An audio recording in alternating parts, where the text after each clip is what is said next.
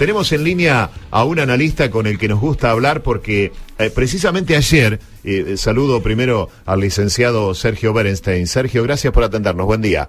Al contrario, muy buen día, gracias a ustedes. Usted sabe que ayer nos estábamos acordando de usted porque hablando así, haciendo análisis con gente de distintos espacios políticos y demás, alguien mencionó algo que usted adelantó hace bastante tiempo en un diálogo que tuvimos, el tema de la forma de hacer política de Cambiemos, la forma de hacer política del PRO. Usted nos dijo en ese momento yo recuerdo, y me quedó grabada esa frase porque no la había escuchado en otro lado, que Cambiemos y el PRO estaban haciendo política en este siglo y los otros se habían quedado en el siglo pasado. Algo así nos dijo usted en ese momento y ayer alguien mencionaba eso, ¿no? Y bueno, creí recordar aquel diálogo. ¿Y qué análisis hace usted ahora que ya está concretado eso de que el triunfo de Cambiemos haya sido bastante importante y haya mejorado inclusive la performance de las PASO? En síntesis, lo que propone Cambiemos es, por un lado, una gestión mucho más eficaz, eficiente. Es imposible entender lo que ocurrió el domingo pasado, por ejemplo, sin focalizar en la obra pública. Es un ejemplo, pero es muy contundente. También en la calidad de la política social, del gasto social. Cambiemos propone un Estado eficiente, un Estado presente, por eso es un error garrafal pensar que se trata de un modelo neoliberal, lectura que hace buena parte de la izquierda o del kirchnerismo respecto de esta administración es completamente sesgada, es ideológica, y termina generando conclusiones totalmente falsas, ¿no? Que llevan también a acciones políticas totalmente inconducentes, como quedó demostrado el otro día. Entonces ese es el primer elemento para tener en cuenta. La segunda cuestión es que se trata de una propuesta política que trata siempre de tener en cuenta las demandas de la sociedad, no impone las demandas de arriba hacia abajo, sino que por el contrario, el presidente lo repite permanentemente, sus principales laderos también.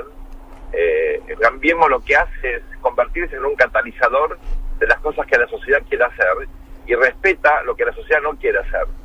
Desde ese punto de vista, su rol transformacional es distinto. En la política tradicional argentina, los políticos se ven como, digamos, reformadores profundos de la sociedad. Casi hay una concepción revolucionaria del rol de la política. No es lo que hacen, pero es lo que proponen, ¿no? En el caso de Cambiemos, por el contrario, proponen una visión más bien muy moderada, reformista. El presidente habla siempre, por ejemplo, de reformas permanentes, ¿no? No es una política de shock, pero el efecto es bastante revolucionario, todo lo contrario, ¿no? La política tradicional, por prometer mucho, no hace nada, y la política de Cambiemos promete poco y hace mucho, es exactamente lo contrario. Pero lo tercero, yo creo que es importante para entender el resultado de las elecciones del 22 respecto a las PASO, es que las técnicas de campaña de Cambiemos, no sé, si ustedes recuerdan en la Fórmula 1, ahí por los 70, una gran revolución con las famosas polleritas, el efecto sueco. Estoy hablando de historia del Pleistoceno para muchos de nuestros oyentes, pero fue algo que revolucionó las carreras de Fórmula 1. Uno veía el Lotus de Mario Andretti, por ejemplo, pasando al lado de la Ferrari, del resto de los autos, iría soltero contra casados, ¿no? Pero algo parecido ocurre ahora con las campañas que hace Cambiemos versus las campañas que hacen el resto de las fuerzas, que realmente proponen técnicas malas del siglo XX, que todo el mundo sabe que no sirven, frente a técnicas muy sofisticadas, como las que usa Cambiemos, incluso esta microsegmentación de audiencias o de electores potenciales a los cuales les llevan mensajes específicos. Esto, la verdad, en cualquier campaña moderna del mundo ya se usa, y el peronismo en general, la oposición en la Argentina, ignora básicamente la penicilina y por eso pierde las elecciones, y la va a seguir perdiendo hasta que no se modernice.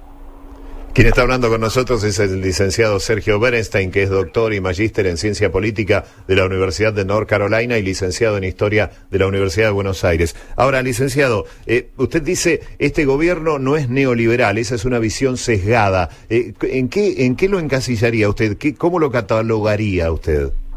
Es un gobierno recontra pragmático, o sea, bajar la inflación no es de neoliberal, es de sensatez.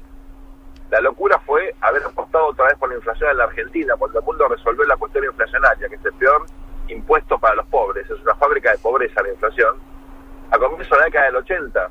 Entonces, otra autocrítica que tiene que hacer la política argentina en particular el peronismo, es que luego de haber intentado resolver la inflación en la década del 90 con la convertibilidad, que no fue una solución, fue, digamos, una camisa de fuerza, apostó otra vez por la inflación a partir del año 2005, con Néstor Kirchner a la cabeza.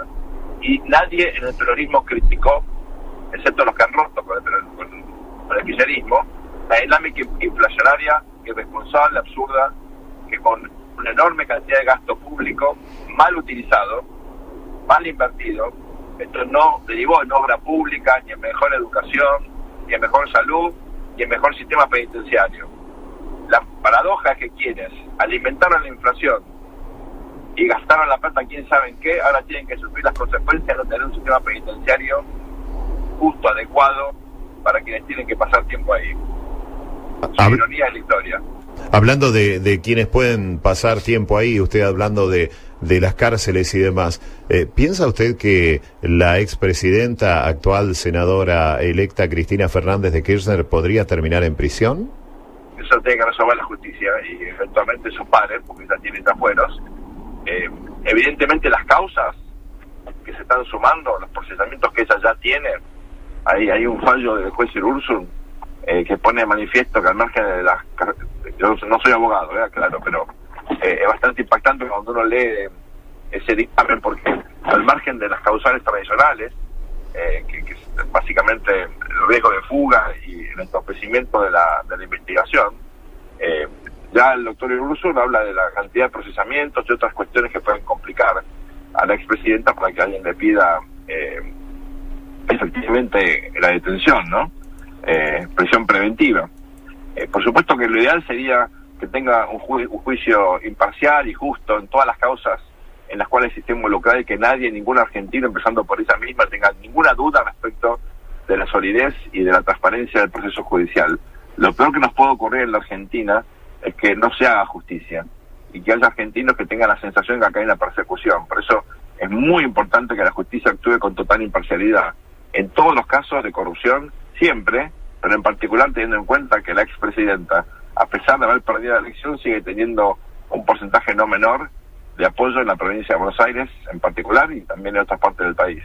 En su carácter de analista político, licenciado, le pregunto, ¿cómo ve el futuro del peronismo? Es una incógnita, depende del peronismo eso. Claramente el peronismo tiene un problema que puede ser su solución, y es que no tiene líder.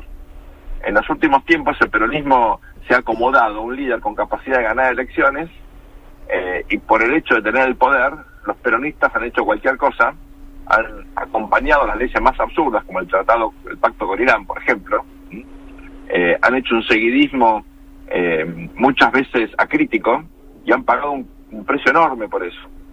Entonces, al no tener un líder claro, el peronismo tiene la posibilidad de convertirse en un partido democrático, con una conducción colegiada, con la capacidad de fomentar el debate, con profesionales que enriquezcan la política pública. ¿Quién es el referente de política exterior del peronismo hoy? Por ejemplo, ¿no? Sí. ¿Quién es el referente de política económica? ¿Quién habla de educación? ¿Quién habla de salud? Bueno, hay un vacío enorme en el debate porque el peronismo no tiene los recursos, curiosamente, como para sentarse frente al Ejecutivo y debatir política por política. Entonces, hay también una asimetría enorme con sus errores, con sus limitaciones. Cambiemos fue de a poquito logrando establecer algunos parámetros de política pública, en algunos casos modernos, en otros casos no, en algunos casos muy profesionales, en otros no, pero enfrente no tiene nada. No hay un partido de tenis, hay un frontón acá.